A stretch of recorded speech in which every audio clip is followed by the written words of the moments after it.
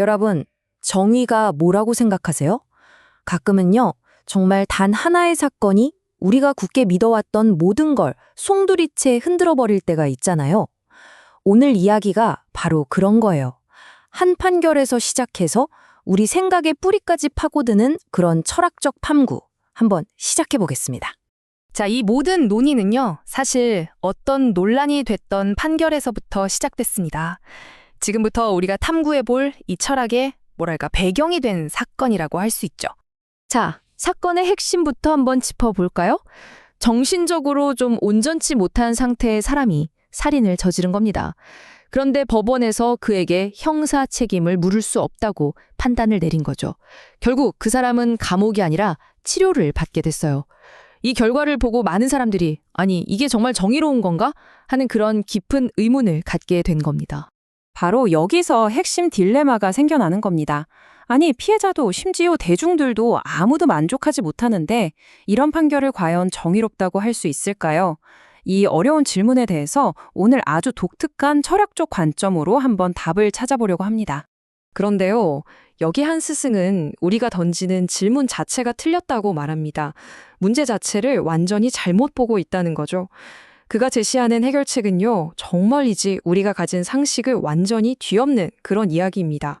자, 이 철학의 가장 도발적이면서도 핵심적인 주장, 바로 이겁니다.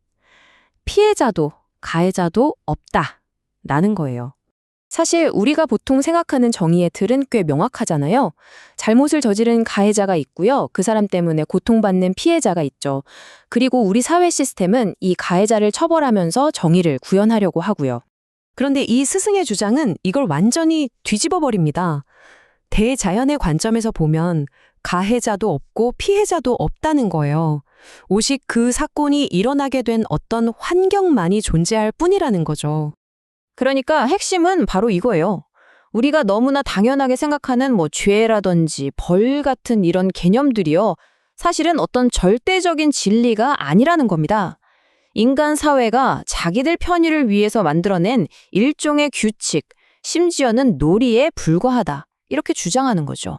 그렇다면 인간이 만든 법 대신 이 철학이 제시하는 대안은 뭘까요? 바로 대자연의 법칙입니다. 단순히 누구를 비난하고 끝내는 게 아니라 그 사건의 진짜 이유를 찾아보자는 거죠. 이 철학의 중심에는 바로 이 자연의 법칙이라는 개념이 있습니다. 이게 뭐냐면 우주에서 일어나는 그 어떤 일도 정말 0.1mm의 오차도 없이 우연히 일어나는 게 아니라는 거예요. 모든 건 명확한 원인과 결과에 따라서 발생한다는 그런 원리입니다. 이런 관점으로 보면요. 전쟁, 살인, 사기처럼 우리가 생각하기에 정말 끔찍한 사건들조차 예외가 아니게 됩니다. 이 모든 일에는 반드시 그렇게 될 수밖에 없었던 근본적인 이유가 숨어 있다는 뜻이죠.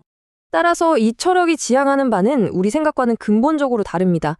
누군가를 비난하고 처벌하는 데 에너지를 쏟는 게 아니고요. 대신에 왜 그런 일이 일어날 수밖에 없었을까? 그 근본 원인을 이해하는 데 집중해야 한다. 바로 이겁니다. 자, 그럼 이 철학을 우리 삶에 구체적으로 어떻게 적용할 수 있을까요? 그 방법을 한번 알아보도록 하죠. 이 철학은요, 고통을 성장의 기회로 바꿀 수 있는 구체적인 5단계 과정을 제시합니다. 핵심은 이거예요. 남을 탓하는 대신에 아니 왜 나한테 이런 일이 일어났을까 하고 스스로에게 질문하면서 그 답을 내 안에서 찾는 겁니다. 그래야만 같은 실수를 다시는 반복하지 않게 된다는 거죠. 이 두 사상체계의 차이는요. 이 질문 하나로 아주 명확하게 드러납니다. 인간의 법은 이거 누구 탓이야? 여기에 집중하잖아요.